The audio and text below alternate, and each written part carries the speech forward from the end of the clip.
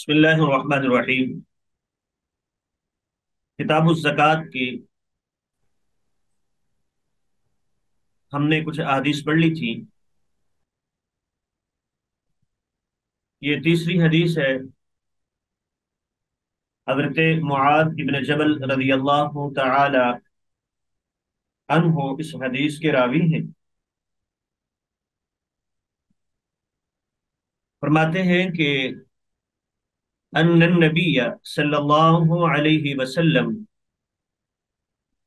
बेशक अल्लाह के नबी ने बअसहु, इन्हें भेजा, इलल यमनी, यमन की तरफ। हज़रत मुआज़ इब्न जबल का तारुफ पहले हो चुका, और ये कब गए थे यमन में, ये बात भी बयान हो चुकी। कब तक रहे हैं, कब वापस आए, कहाँ वफात हुई, ये पिछले सबक में बयान हो चुका। फअमरहु, तो आपने इन्हें हुक्म दिया, अन यअखुज़ मिन कुल्ली सलासीना बकरतन,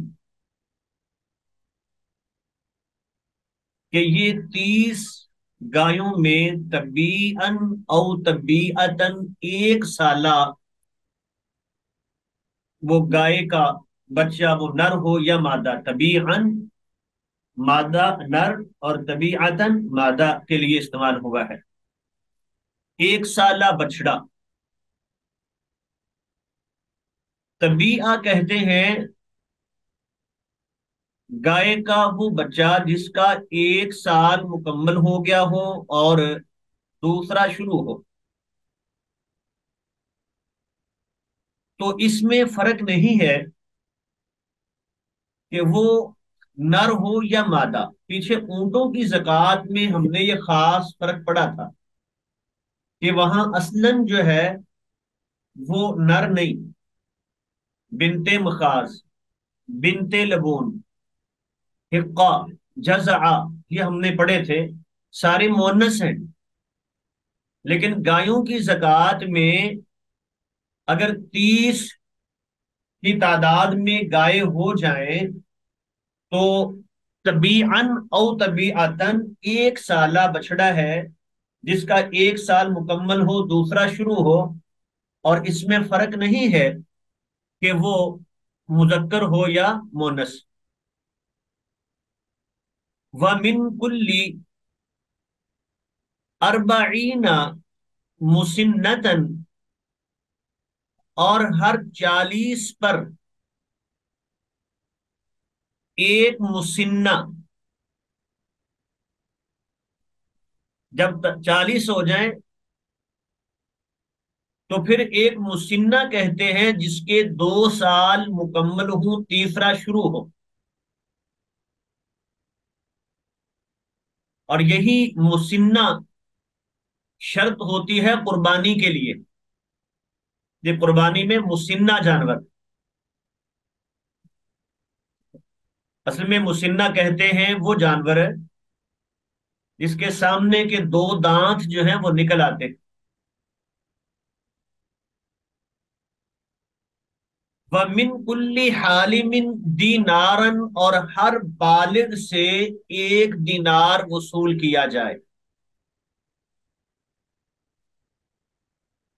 औ अदलहू, या इसके बराबर, यानी उस 1 दीनार के बराबर, माफिरियन, माफरी कपड़ा। यहां 2 बातें बयान हुई हैं इस हदीस में। एक तो गाय की ज़कात क्या है। तो पहली बात ये समझ लें कि गाय की ज़कात में गाय और भैंस दोनों शामिल हैं। मसलन 10 भैंसे हैं, 20 गाय हैं, तो 30 की तादाद मुकम्मल हो गई। अब ज़कात देना होगी। कुर्बानी के मसले में इख्तलाफ है कि भैंस की कुर्बानी होती है या नहीं, ये मसला इख्तलाफी है। लेकिन इसमें सबका इत्तेफाक है कि ज़कात में जो है वो गाय भी, ये भैंस भी गाय के साथ शामिल है। तो अब इनकी तादाद क्या है, 30 और 40। तो 30 और 40 का हिसाब होगा।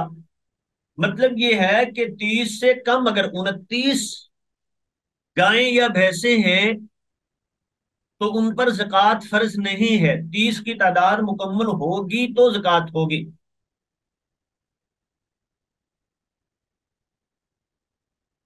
दूसरी बात बयान हुई, मिन कुल्ली हालिमिन दीनारन, यहां हर बालिग से 1 दीनार वसूल करना, ये जिजिये की बात हो रही है।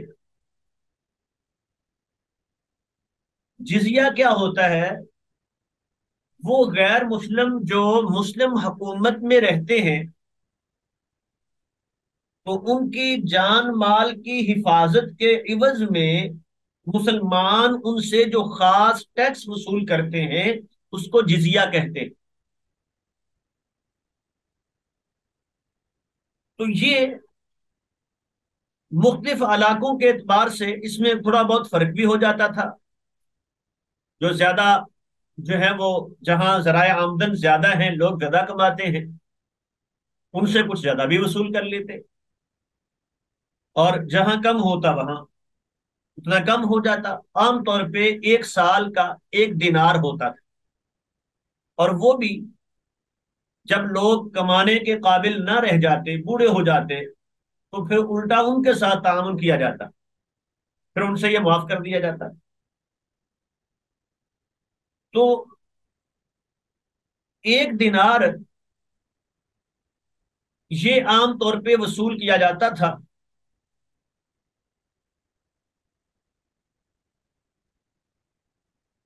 फिर फरमाया कि औ अदलहु माफिरियन, या उस 1 दिनार के बराबर यानी उतनी कीमत का कपड़ा। क्योंकि ये जो इलाका अहले यमन थे, इनका कपड़ा मारूफ था। माफरी ये किस्म में माफर की तरफ निस्बत है। तो ये एक कबीले का नाम था। तो उन्हीं की तरफ जो है वो कपड़ा मंसूब हुआ। जैसे हमारे यहाँ फैसलाबादी कपड़ा मशहूर है, तो ऐसे ही माफरी कपड़ा।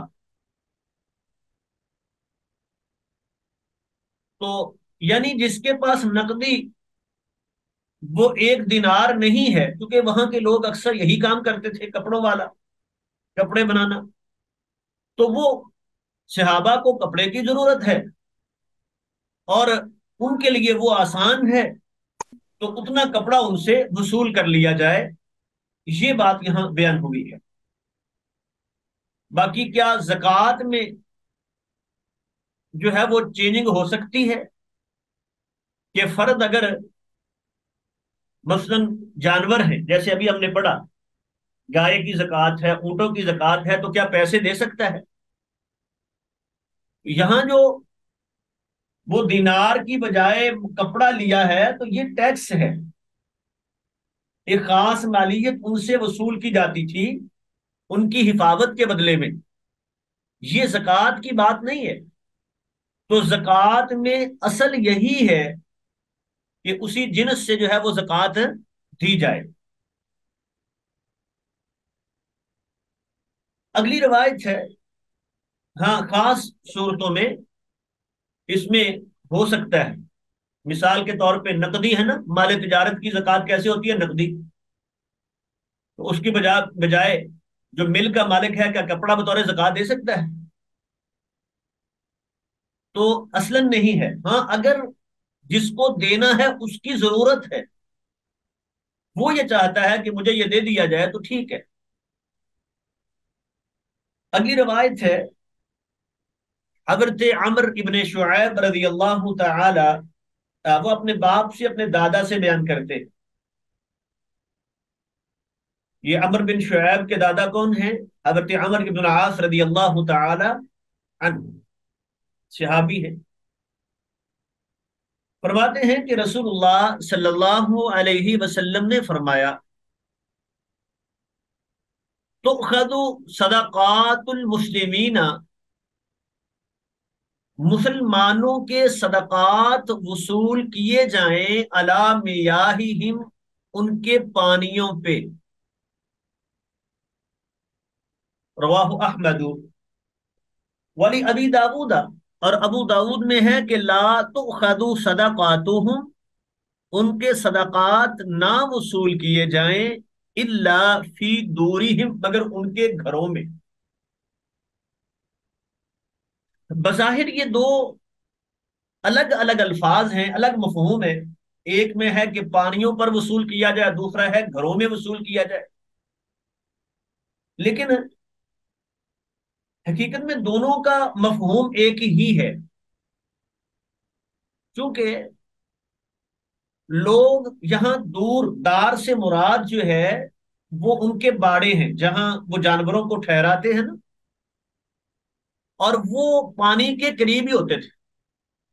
लोग वहां वो जानवरों को ठहराते, अपना बाड़ा बना लेते जहां पानी करीब होता, ताकि आसानी से पानी जानवरों को पिला सके। तो इसीलिए वो दूरिहिम कहा जाए या मियाहिहिम कहा जाए,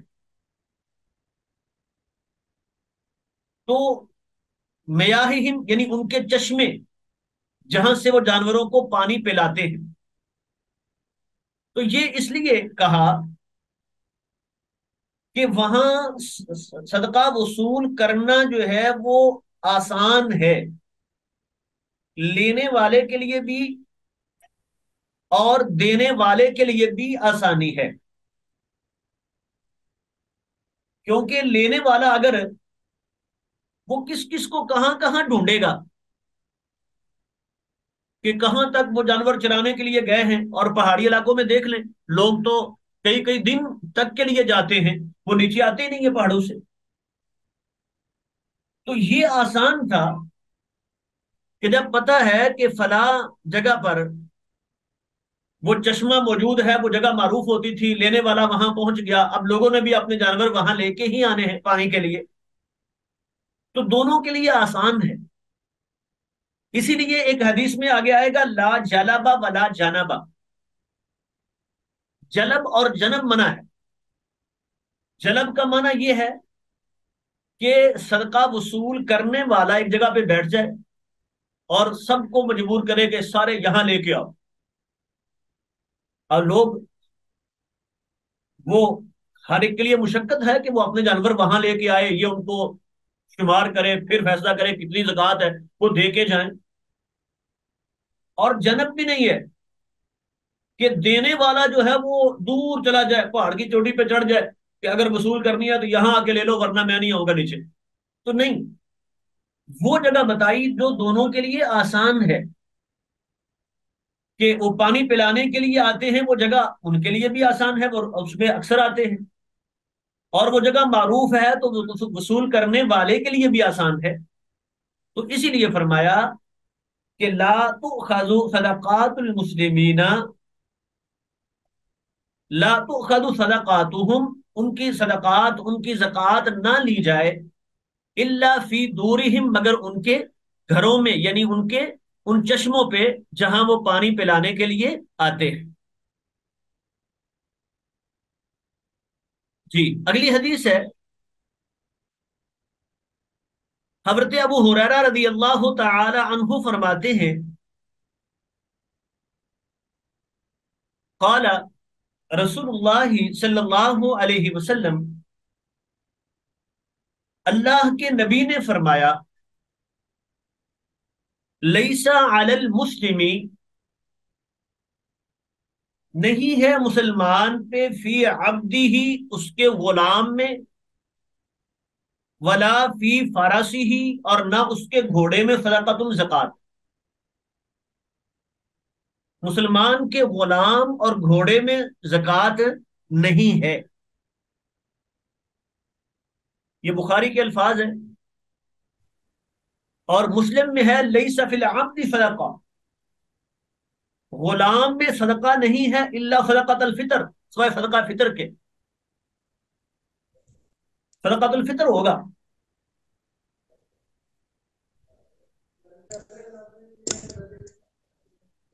तो अब इस हदीस से क्या मालूम हुआ, यहां गुलाम से मुराद वो गुलाम है जो जाती खिदमत के लिए, तिजारत के लिए नहीं। क्योंकि तिजारत के लिए जो चीज भी हो उसमें जक़ात होती है। वो मट्टी की अगर तिजारत करता है तो मट्टी में भी जक़ात है। जैसे ये शहरों में वो मट्टी की ट्रालियां ये मिलती है ना, तो इन पर जक़ात होगी। मिसाल के तौर पे एक शख्स का ये कारोबार है, वो उसने अपनी आमदन का हिसाब लगाया कि इस साल में 10 लाख रुपया मैंने जो है वो मेरे पास मौजूद है, जो मैंने कमाया है, और 10 ट्रालियां उसकी मट्टी की खड़ी। तो वो अपने आमदन में उनको भी शुमार करेगा।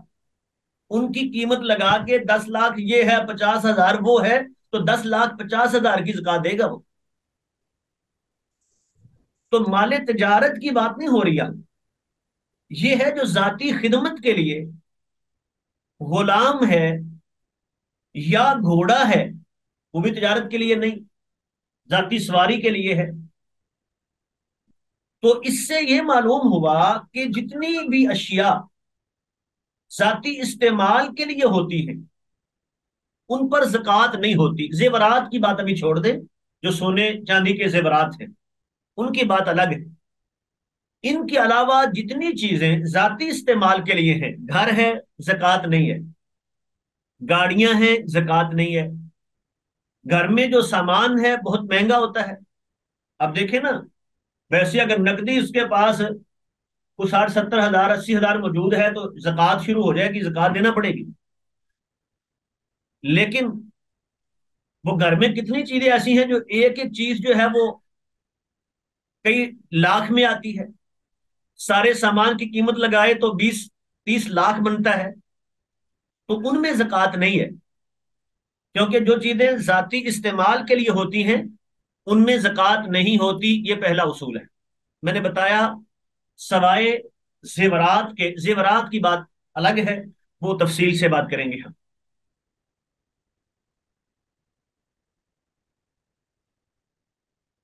अलबत्ता यही गुलाम और यही घोड़े अगर तिजारत के लिए हैं तो फिर इनमें जक़ात होगी। अगर जे सिर्फ अहले जाहिर का मौकफ है कि फिर भी नहीं होगी, लेकिन सही बात यही है कि फिर इनमें जक़ात होगी और वो कीमत के एतबार से जक़ात हो जाएगी। बहस बिन हकीम अपने बाप से बयान करते हैं,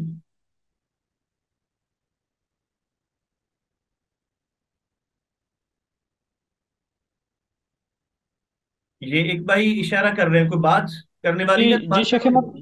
मत जी शेख मोहतरम, ये मैं कहना चाह रहा था कि ये जो आया है इल्ला सदका तल फित्र, जी तो जी। इसमें अगर गुलाम जो है वो मुस्लिम होगा तो होगा, और नॉन मुस्लिम इसमें जरा हाँ बता दीजिए। ठीक है, सदका फित्र में मावरत की मुस्लिम और रह नॉन गया, मुस्लिम। इसकी तफसीर करना चाहिए थी, वो मैंने तवज्जो नहीं की, ये रह गया, मैं बताता हूँ। सदकातुल फितर जो जजाकल्ला। है वो गुलाम से भी है। अगरचे गुलाम आजकल वैसे तो उनका वजूद ही नहीं है, लेकिन अगर वो गुलाम हूं तो मालिक जो है उनकी तरफ से जक़ात सदकातुल फितर देता है। क्योंकि सदकातुल फितर जो है वो अशखास से है, जितने लोग हैं हर बंदे की तरफ से, वो माल में नहीं है। ये नहीं कि उसके पास माल कितना है तो वो सदकातुल फितर देगा। ये मौकफ दुरुस्त नहीं है। एक मौकफ है ये कि अगर उसके पास इतना माल है कि वो गनी है तो फिर वो सदकातुल फितर देगा, वरना नहीं देगा। ये मौकफ दुरुस्त नहीं है। ये अशखास से है, जितने लोग मौजूद हैं, मुसलमान हो, बस एक शर्त है, मुसलमान की तरफ से है ये। तो वो गुलाम है, मुसलमान है, तो उसका आका उसकी तरफ से सदका जक़ात वो देगा। तो बाकी सदका फितर की बात आगे आएगी, फिर वहां तफसील से बात करते हैं इंशाल्लाह। जी, अगली रिवायत है। बहस बिन हकीम अपने बाप से और वो अपने दादा से रवायत करते हैं। ये वैसे ही है जैसे अमर बिन शुएब अन अबी ही अन जद्दी ही आता है ना, कि अपने बाप के वास्ते से दादा से, ऐसे ही है। काला काला रसूलुल्लाह सल्लल्लाहु अलैहि वसल्लम, फरमाते हैं अल्लाह के नबी ने फरमाया, फी कुल्ली साइमती इबिलिन, हर चरने वाले जानवर में ज़कात होगी। चरने वाले जानवर में, पहली बात, ये बात हम पहले बयान कर चुके हैं।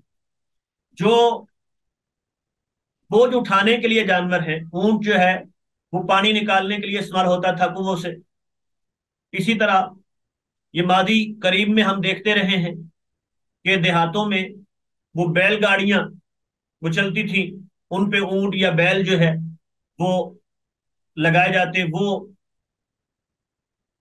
वजन खींचते थे। या इसी तरह ये बैल जो है वो हल चलाने के काम आते थे। तो ये इनको कहते हैं आमिला, काम करने वाले।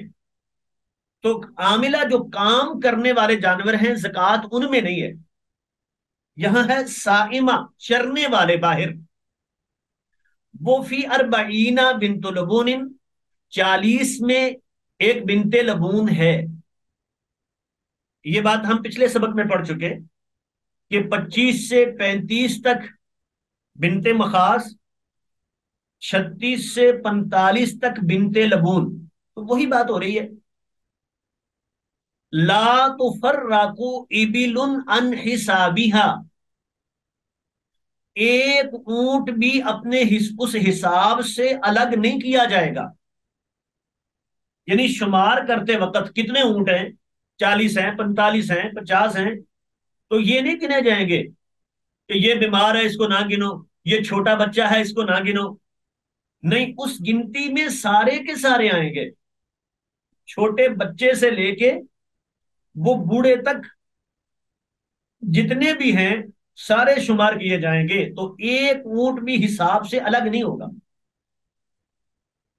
मन अताहा मुताजिरम बिहा, जो तो ये जक़ात देता है मुताजिरम बिहा, अजर की नीयत से, अल्लाह को राजी करने के लिए खुशी से देता है। फलहू अजरुहा, तो उसके लिए उसका अजर है, अल्लाह उसको अजर देंगे।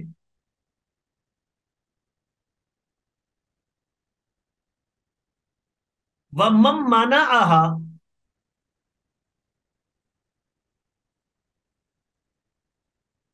और जो इसको रोक ले, जक़ात ना दे,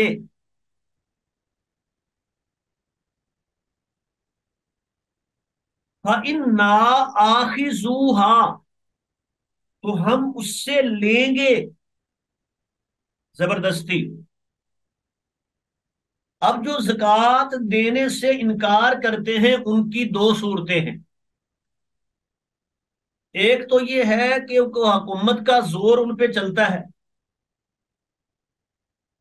तो हुकूमत जबरदस्ती उनसे जक़ात वसूल करेगी, इस्लामी हुकूमत हो तो। और सजा के तौर पे साथ व शतरा माली ही, साथ उसका आधा माल ले लिया जाएगा। ये शतरा माली ही के दो माने किए गए हैं। एक तो यही है कि आधा माल बतौर सजा साथ और लिया जाए, और दूसरा माना यह किया गया है कि शतरा माली ही से मुराद ये है कि उसके माल को दो हिस्सों में तकसीम करके जो अच्छा माल है वो लिया जाए। वरना असल उसूल ये था कि दरमियाने माल से जक़ात ली जाती है, ना बहुत अच्छा और ना बिल्कुल घटिया। लेकिन ये सदा के तौर पे है कि अगर वो इनकार करता है, जक़ात नहीं देता, तो सजा के तौर पे साथ बेहतरीन माल जो है उसका वो ले लिया जाए। एक आधा माल लिया जाए और दूसरा बेहतरीन माल लिया जाए, दो माल इसका किए गए। अजमतम मिन अजमाति रब्बिना, ये तेरे रब के पुख्ता अहकाम में से है,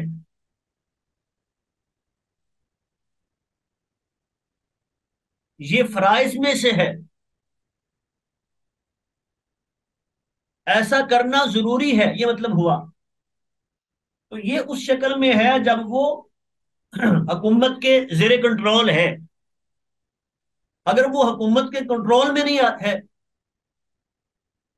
तो फिर उनसे जिहाद किया जाएगा, जैसे हजरत अबू बकर सिद्दीक रदी अल्लाह तआला अन्हो ने वो कहा था जब रसूलुल्लाह सल्लल्लाहु अलैहि वसल्लम की वफात के बाद। वो कुछ तो मुर्तद हो गए थे, तो कुछ लोगों ने ये कहा कि हम इस्लाम, वो लोग थे जो अभी नए नए मुसलमान हो रहे थे, दूर कबीले। उन्होंने समझा क्या पता नहीं इस्लाम का क्या बनेगा, इसका मुस्तकबिल क्या है। रसूल सल्लल्लाहु अलैहि वसल्लम अल्लाह के पास चले गए। और कुछ वो लोग थे जिन्होंने कहा कि हम मुसलमान हैं लेकिन हम ज़कात नहीं देंगे, वो हम रसूलुल्लाह को देते थे सल्लल्लाहु अलैहि वसल्लम। तो हजरत अबू बकर सिद्दीक रदी अल्लाह तआला अन्हु ने कहा था, वल्लाहि लौ मनाऊनी अनाकन कानू युअद्दूनहा इला रसूलिल्लाह, अल्लाह की कसम, एक बकरी का बच्चा जो शख्स देता था आज नहीं देगा तो मैं उससे जिहाद करूंगा, लड़ाई करूंगा उससे। तो अगर वो हुकूमत के दस्तरस में नहीं आते, कंट्रोल में नहीं है, तो फिर उनसे जिहाद किया जाएगा। ला यहिल्लु लिआली मुहम्मदिन मिनहा शैउन, और इनमें से आले मोहम्मद के लिए कुछ भी हलाल नहीं।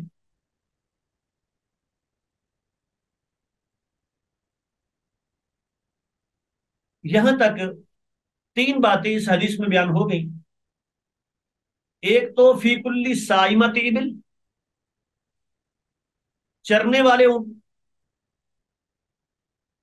ऊंटों में जक़ात है, बाकी में नहीं है। एक बात, ला तुफर्रकु इबिलुन अन हिसाबिहा, और जक़ात में छोटे बड़े सारे शुमार करके जक़ात उस हिसाब से होगी। दूसरी बात बयान होगी वो आधा माल बतौर सजा लेना, जो हुकूमत के जेर कंट्रोल हैं जक़ात नहीं देते, उनसे जबरदस्ती जक़ात भी ली जाएगी, साथ आधा माल या उनके माल का बेहतरीन हिस्सा जो है वो बतौर जक़ात लिया जाएगा। तीसरी बात ये बयान हो रही है, ला यहिल्लु लिआल मुहम्मद मिनहा शै, रसूलुल्लाह की आल के लिए इसमें से कुछ हलाल नहीं है। तो सदका जो है आले रसूल के लिए हलाल नहीं। आले रसूल से मुराद क्या है? तो इस हवाले से मुख्तसर बात, वैसे लंबी चौड़ा इसमें इख्तलाफी मसला है ये, मुख्तसर बात यह है कि आप अलैहिस्सलातु वस्सलाम ऊपर आपके चचा और उनकी औलाद में से जो मुसलमान हुए हैं,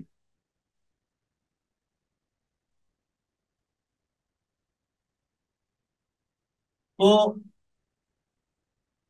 वो सब के सब इसमें आते हैं। मिसाल के तौर पे हजरत अली रदी अल्लाह तआला अन्हु आएंगे, आले अकील, वो औलाद उनकी मुसलमान हो गई थी। हजरत जाफर, उनकी औलाद मुसलमान हो गई थी, वो आएंगे।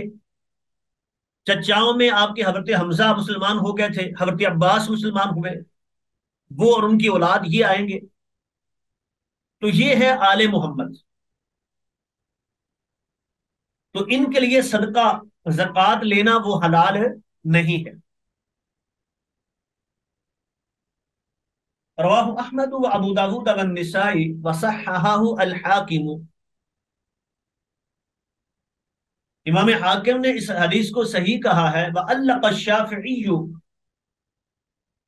और इमाम शाफी ने अपने कौल को मुअल्लक किया है अला सबूत ही, इसके सबूत पर। यानी वो कहते हैं अगर ये हदीस साबित हो तो मेरा मौकफ यही, गोया कि उन्हें हदीस की सेहत में शक है। वो फैसला नहीं कर सके, तो कहते हैं अगर ये हदीस साबित है तो मेरा मौकफ यही है, और हदीस साबित है, इसलिए हम कहेंगे इमाम शाफी रहमतुल्लाह अलैह का यही मौकफ है।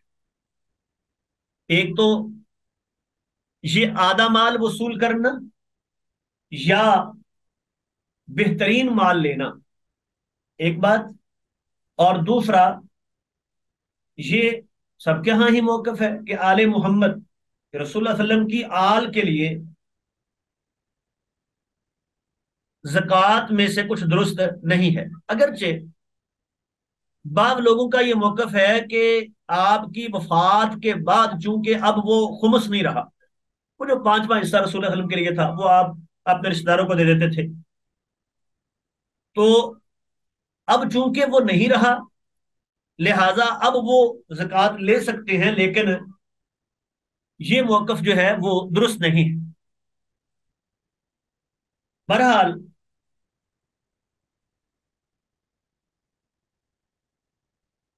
सही मौकफ ये है कि आले रसूल यानी बनु हाशिम में से जो जो मुसलमान हो गए और उनकी औलाद, ये सब आले रसूल में शामिल हैं और उन पर जक़ात लेना दुरुस्त नहीं है।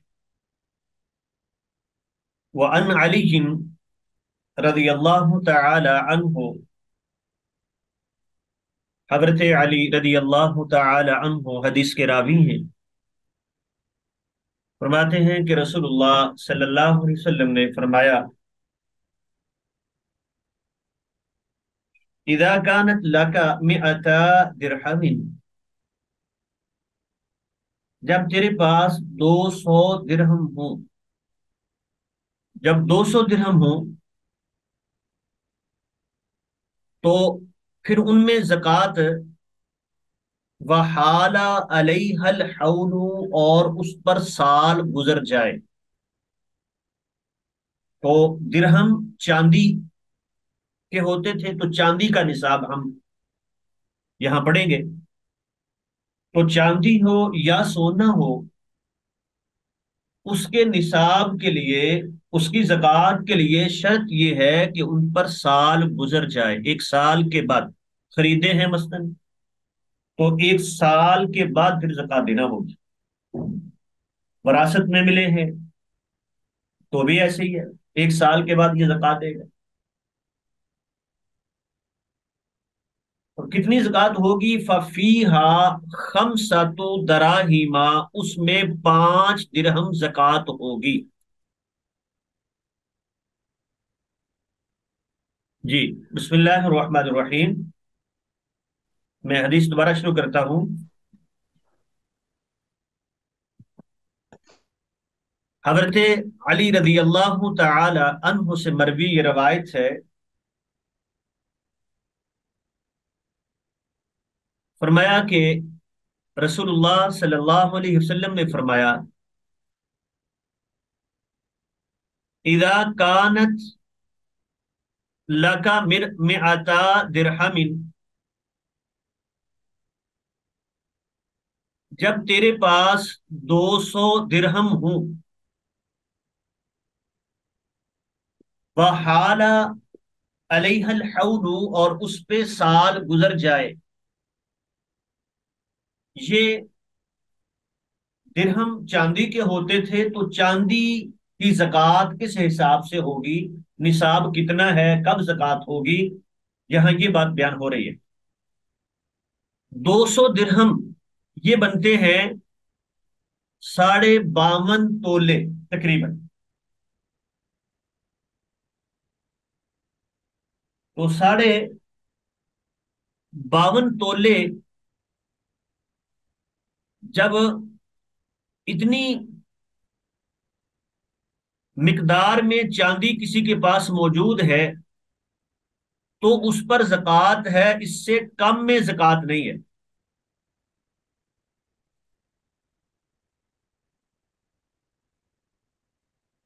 और दूसरी शर्त यह है, वह हाला अलैहल हौलु, उस पर साल गुजर जाए। तो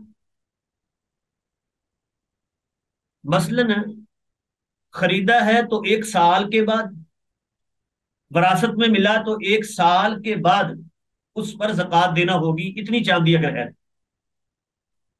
और कितनी जक़ात देनी है? फफीहा खमसतु दराहिमा, उसमें 5 दिरहम जक़ात होगी। 200 दिरहम में 5 दिरहम, 100 में कितनी हुई? 2.5। तो इसी से ये बात समझ आई कि 2.5% के एतबार से जक़ात होती है।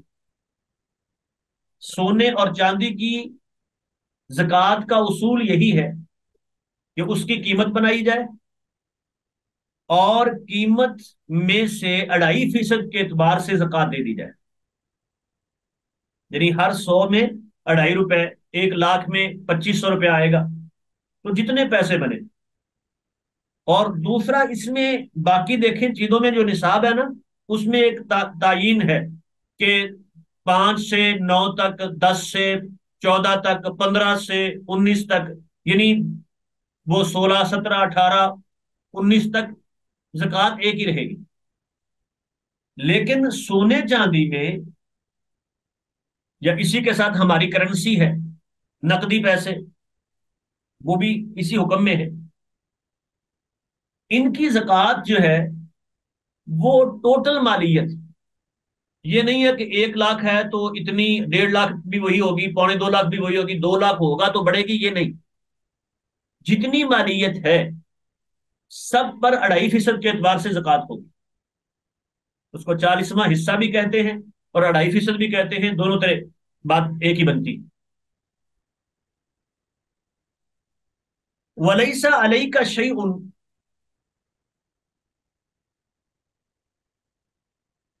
और तेरे ऊपर कोई जक़ात नहीं है, हत्ता यकूना लाका इशरूना दिनारन, यहां तक कि तेरे पास 20 दिनार हूं।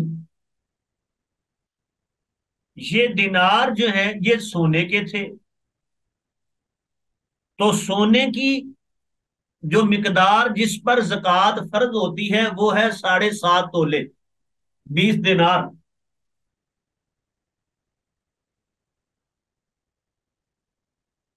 और चांदी की जो जक़ात है वो उसके उसकी मिकदार है 52.5 तोले, वो 200 दिरहम होते थे।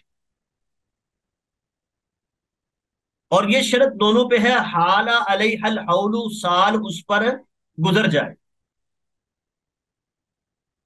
कितनी जक़ात होगी सोने में? फफीहा निस्फु दिनारिन, तो उसमें आधा दिनार है।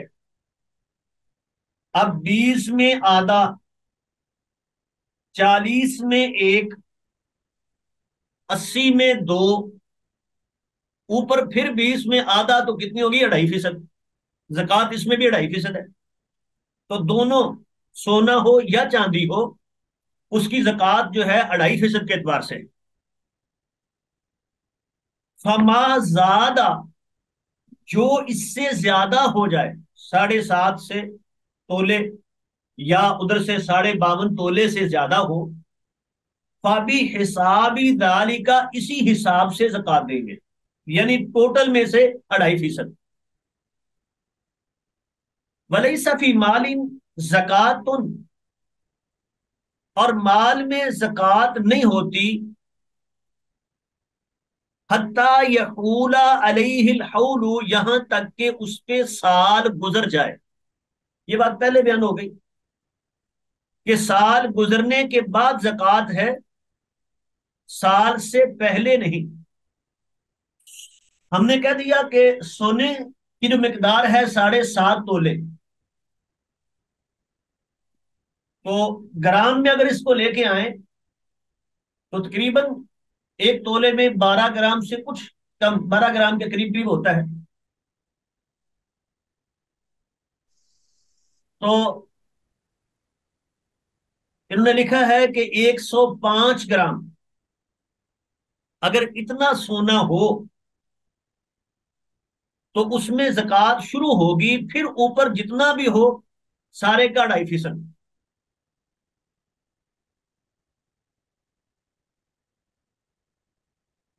और चांदी की जो बात हुई, वो 200 दिरहम और एक दिरहम जो है वो 3.25 माशा इतना होता था। तो वो करीब करीब जो कहा जाता है 52.5 तोले।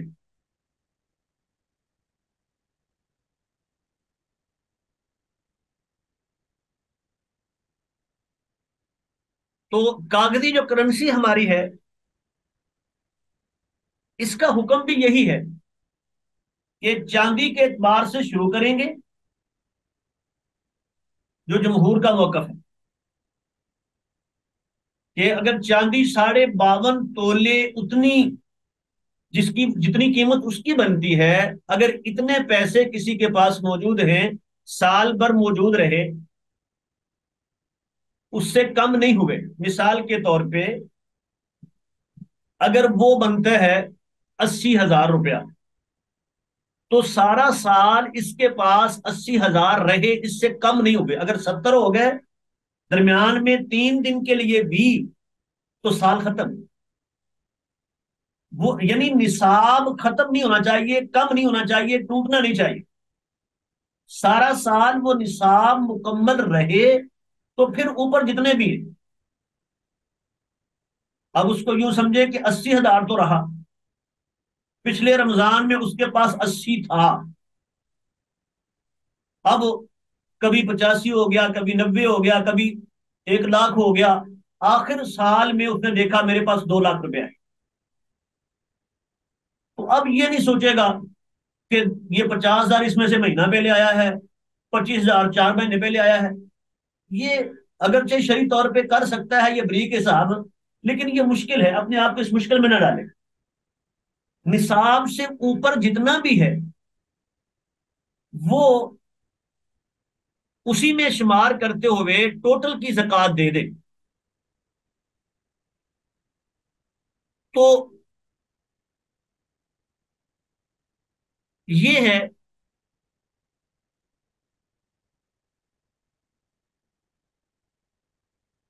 कि साल के बाद जितना माल उसके पास मौजूद है, उन सब की वो ज़कात दे देगा।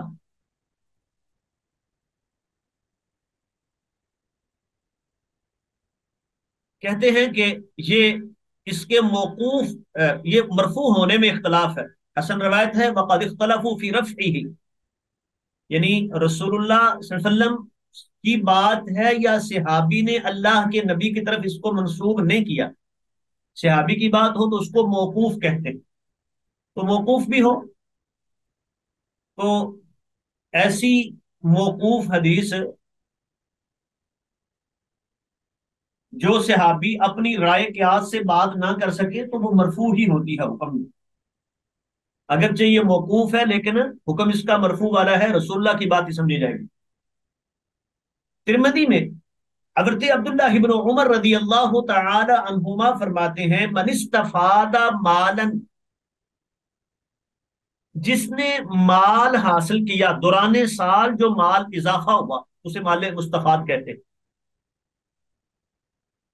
हमने जो पीछे मिसाल दी ना कि पिछले रमजान में उसके पास 80,000 था, दरमियान में वो एक बार 10,000 का मुनाफा आया, फिर 15 का आया, 20 का आया, 25 का आया, 50 का आया। ये जो दरमियाने साल में 2 महीने बाद, 3 महीने बाद, 4 महीने बाद ये जो इजाफा होता रहा, इसे कहते हैं माले मुस्तफा। तो जिसने दौराने साल माल हासिल किया, फला जक़ात अलैहि, उस जक़ात उस माल पर जक़ात नहीं है, हत्ता यहूला अलैहिल हौलु, यहां तक कि उस पर साल गुजर जाए। फर्ज तो होती है साल गुजरने पे, लेकिन ये बड़ा मुश्किल हिसाब हो जाएगा कि रोजाना का लिखे कि आज मेरे पास इतना मुझे मुनाफा हुआ, फिर वो कब खर्च हुआ, कब दोबारा मुनाफा आया, तो मुश्किल तरीन हिसाब है। इसीलिए आसान, क्योंकि वक्त से पहले भी दे सकता है। अगर नहीं फर्ज होगी, महीने बाद होनी थी, पहले भी दे देगा तो हर्ज नहीं है। अगरचे फर्ज वो साल गुजरने के बाद होगी, लेकिन आसान पहलू ये है कि जितने माल का इजाफा हुआ है, वो आखिर में टोटल का देखे कि पिछले साल मेरे पास इतना था, अब अगले रमजान में मिसाल के तौर पे मेरे पास 2 लाख है, 5 लाख है, ये 5 लाख में से 50,000 महीना पहले आया, 50,000 4 महीने पहले आया, 50,000 जो है वो 2 महीने पहले आया, कोई फर्क ना करे, टोटल की ज़कात दे दे। ये आसान तरीन तरीका है। तो वैसे इसमें तफसील है, तो 5 से 6 तरीके बनते हैं। वो रोजाना का हिसाब लगाए, महीने का हिसाब लगाए, तो लेकिन ये मुश्किल है हिसाब करना इस तरह। वर्राजिहु वक्फुहु, सही बात यह है कि यह हदीस मौकूफ है, सहाबी की बात है, ये हम वजाहत कर चुके। तो चलिए, इस हदीस में सोने और चांदी की ज़कात बयान हो गई। सोने की मिकदार है, निसाब है 7.5 तोले, और चांदी का निसाब है 52 तोले, और दोनों में ज़कात होगी 2.5% के एतबार से। हमारे यहाँ चूंकि कागजी करेंसी है, तो उसकी ज़कात भी इसी हिसाब से होगी। चांदी के हिसाब से शुरू करेंगे, ज्यादा है तो फिर सोने चांदी का फर्क नहीं पड़ता। ऊपर अगर 50 लाख है इसके पास, वो सोने के हिसाब से दे, चांदी के हिसाब से दे, पन्नी तो 2.5% है ना, वो दे देगा। अलबत्ता एक मसला जो हमने पिछले सबक में शुरू किया था, कि कागजी करेंसी, इसका सोने के एतबार से जक़ात शुरू करेंगे या चांदी के एतबार से। जमहूर उलमा का मौकफ तो यही है कि चांदी के एतबार से शुरू करेंगे। वजह यह है कि चांदी का अगर इतबार करते हैं तो आजकल रेट अगर चांदी का देखें तो शायद 80,000 90,000 के करीब जक़ात शुरू हो जाएगी, जितने में 52.5 तोले चांदी आ जाए। पहले तो 1400 1500 रेट था, अगर 1700 2000 रेट भी हो तो अब बना सकते हैं। अगर सोने के एतबार से करते हैं तो फिर 8 लाख या 10 लाख के करीब जाके जक़ात शुरू होगी, क्योंकि 7.5 तोले सोना जिसमें आ जाए। बाज उलमा का मौकफ ये है, खुसूसन इस वक्त जो यूसुफ करदावी रहमतुल्लाह अलैह, इसी तरह कुछ और उलमा भी हैं। अबू मालिक मिस्र के आलिम हैं, उनकी किताब है सही फिक़्ह सुन्ना, उन्होंने भी ये बात लिखी है। कहते हैं कि सोने का एतबार किया जाएगा। उसकी दलील ये पेश करते हैं कि चांदी की कीमत वो मुकर्रर रही नहीं है, वो बरकरार नहीं रही जो रसूलुल्लाह के दौर में थी, उसकी वो हैसियत भी नहीं। सोने की हैसियत वही रही है। मिसाल के तौर पे, सादा अंदाज में समझे तो रसूलुल्लाह के दौर में 10 दिरहम का एक दिनार आता था। 10 दिरहम का एक दिनार। अभी आपने पढ़ा कि 20 दिनार हूं तो 7.5 तोले बनते हैं, और 200 दिनार हूं तो 52.5 तोले बनते हैं। अब जरा हिसाब लगा लें कि 10 दिरहम एक दिनार, और 100 दिरहम हूं तो 10 दिनार, 200 दिरहम हूं तो 20 दिनार। देखिए बराबर बने हैं ना। तो कहते हैं कि उस वक्त दिरहम, 200 दिरहम बराबर थे 7.5 तोले सोने के। आजकल ऐसा नहीं है। आजकल तो 52.5 तोले जो चांदी है, उसका 1 तोला सोना भी नहीं आएगा, क्योंकि सोना तो इस वक्त 1.5 लाख से भी ऊपर है। तो इसलिए एक तो वो कहते हैं वो हैसियत नहीं रही। दूसरा ये है, जो हमने पिछले सबक में भी बात की थी, कि ज़कात में निसाब वो उतनी मालियत है कि इतनी मालियत इंसान के पास हो तो उसको समझा जाए कि ये गनी है, अमीर है, इसको ज़कात देनी चाहिए। तो अगर हम सोने का इतबार करते हैं तो जितनी भी चीज अशिया है ना, वो सब बराबर बराबर बनती।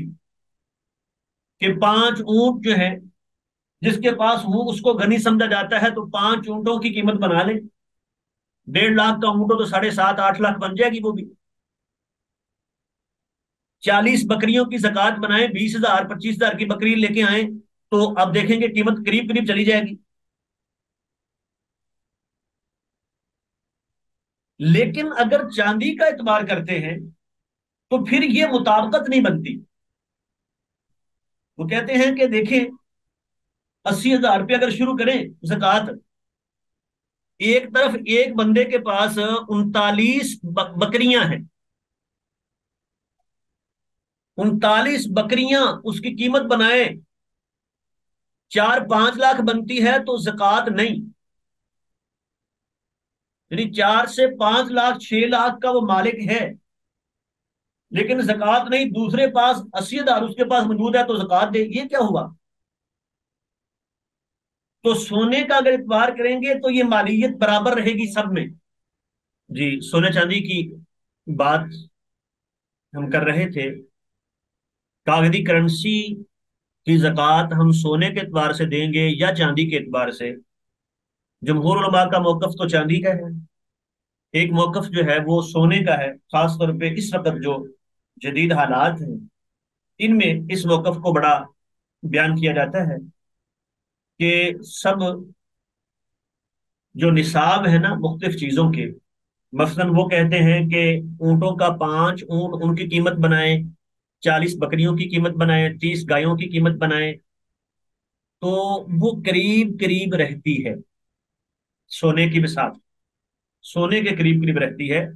चांदी का एतबार करेंगे तो ऐसा नहीं होगा, वो तो बहुत ही फर्क आएगा।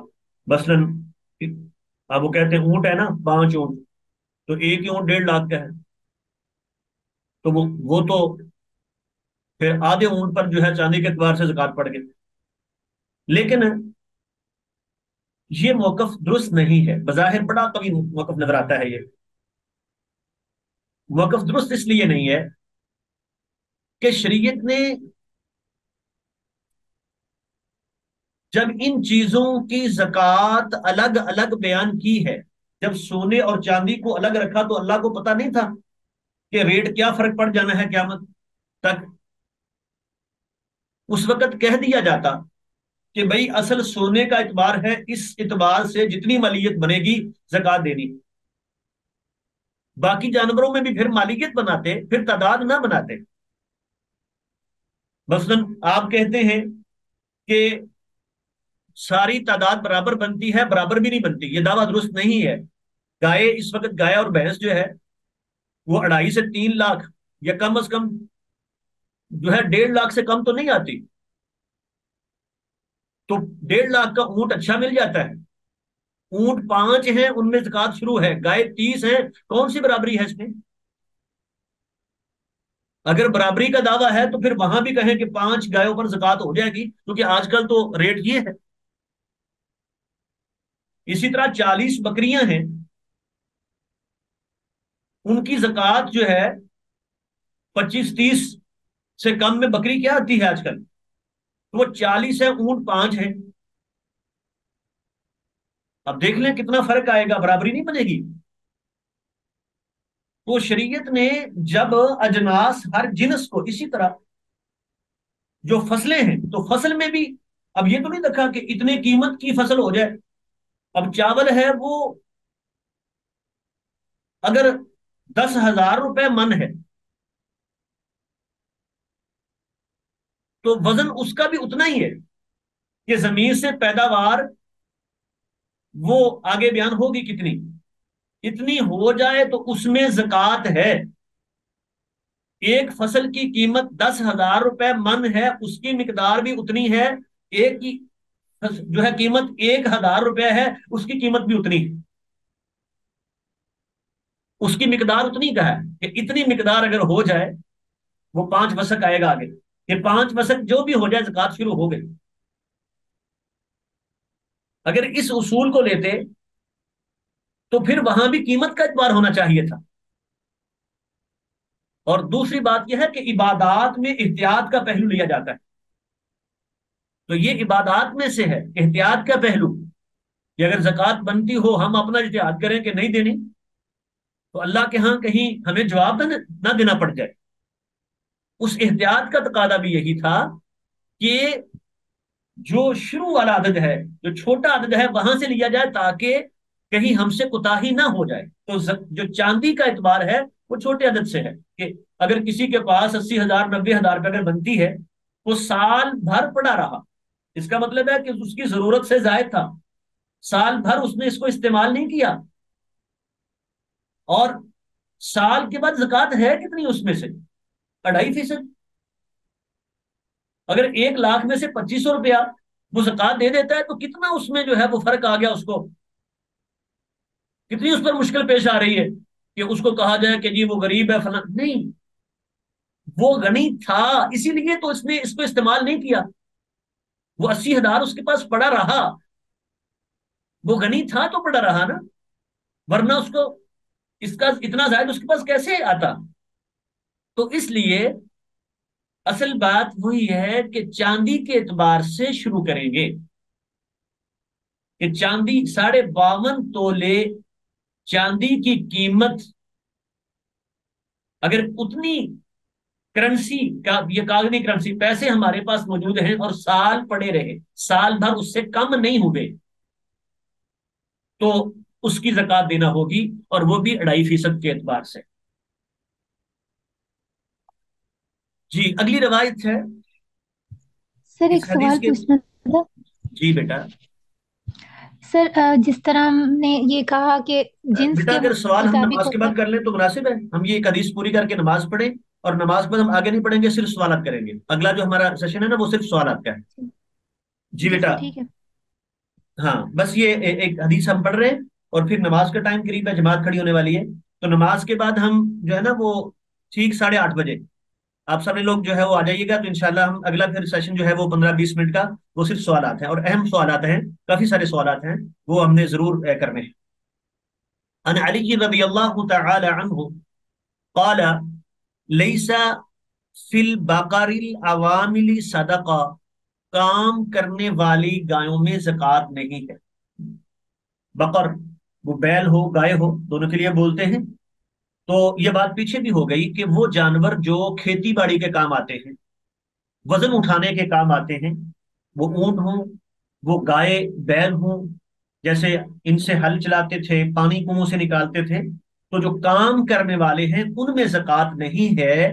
जक़ात है साइमा, जो बाहर चरने वाले हैं, जो दूध के लिए गोश्त के लिए हैं, जो काम के लिए हैं, उन पर जक़ात नहीं है। तो इसी से मालूम हुआ, क्योंकि वो आला है, आला तिजारत, तो इसी से ये भी मालूम हुआ कि आलात तिजारत में जक़ात नहीं।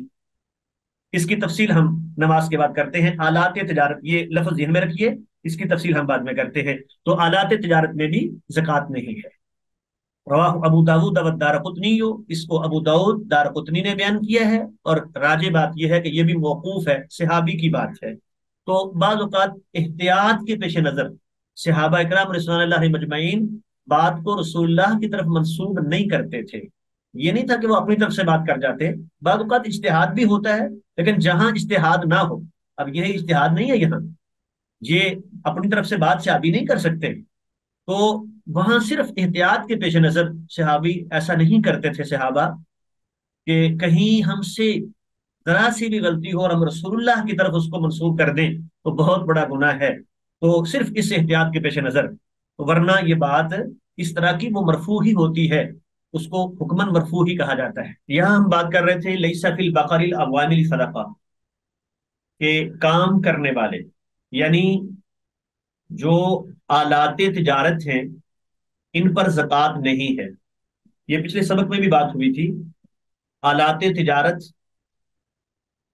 दुकान, दुकान में जो बहुत कीमती अशिया, वो सामने चीजें रखी हुई हैं, ठीक है, जिस पर चीजों को रखा जाता है, ये सामने टेबल रखा है, इसमें शोपीस के लिए बहुत सारी चीजें रखी हैं, वो है आलाते तिजारत, जिनके जरिए तिजारत हो रही है। दुकान की अलमारियां हैं, दुकान में जो है वो और बहुत खर्च किया हुआ है, उन पे एक है सामान्य तिजारत, एक है आलाते तिजारत, दोनों में फर्क है।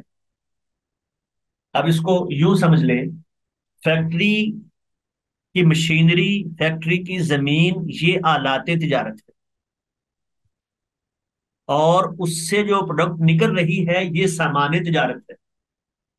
सामान्य तिजारत में ज़कात है, आलात तिजारत में ज़कात नहीं है। तो ये जब गाय बैल जो है, जब काम पे उनसे काम ले रहे हैं, तिजारत कर रहे हैं, फिर वो आला तिजारत बन गया और आलात तिजारत में ज़कात नहीं है। बाकी रह गया मसला कि माल तिजारत में ज़कात का उसूल और ज़ाब्ता क्या है। तो माल तिजारत में उसूल ज़ाब्ता नकदी वाला है, जो हमने कागजी करेंसी से के हवाले से बात की है ना, कि इतने पैसे पड़े हो।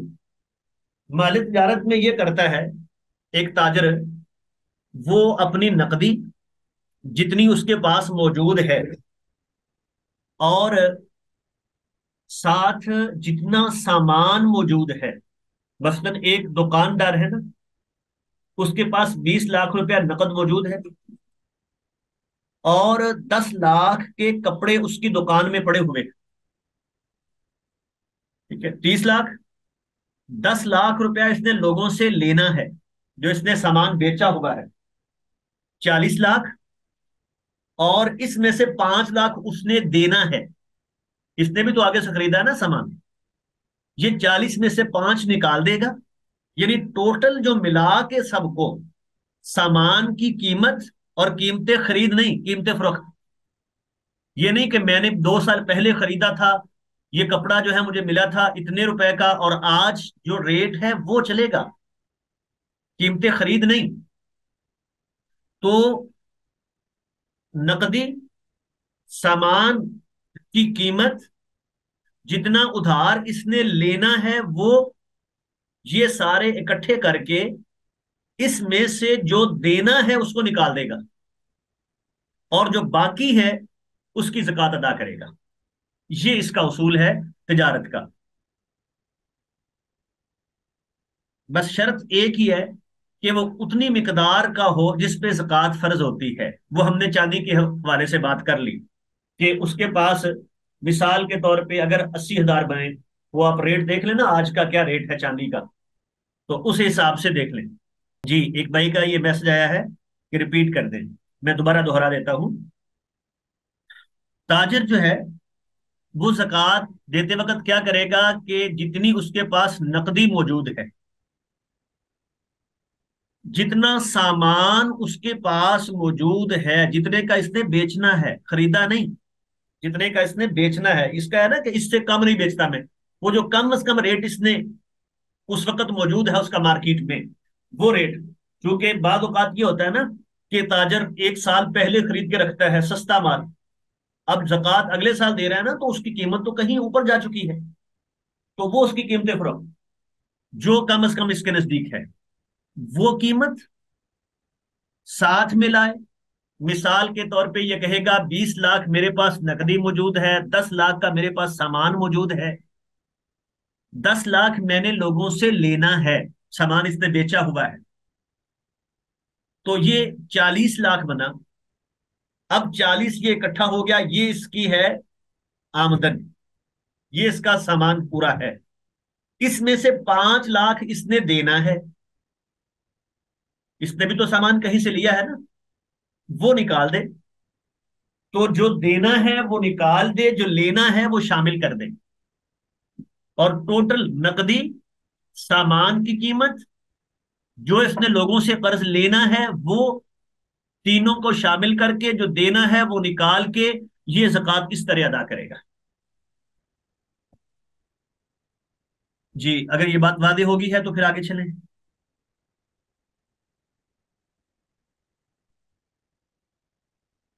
एक आलाते तिजारत की बात हुई है, उसमें फर्क क्या है, सामान्य तिजारत और आलाते तिजारत में क्या फर्क है, और दूसरा जो है वो ज़कात किस इतबार से देगा, ये बात बयान होगी। चले जी, यहां तक ये माले तिजारत की बात हो गई है। माले तिजारत के हवाले से पिछले सबक में एक बहन ने कहा था कि किसी ने एतराज किया है कि ये क्या हुआ जिसके पास थोड़ा बहुत माल है, बकरियां हैं, मवेशी हैं, वो तो ज़कात दे, माल तिजारत में ज़कात कोई ना हो, तो ये बिल्कुल गलत तस्वुर है। एक मौक़िफ़ जरूर मौजूद है कि माल तिजारत में ज़कात नहीं है। वजह यह है कि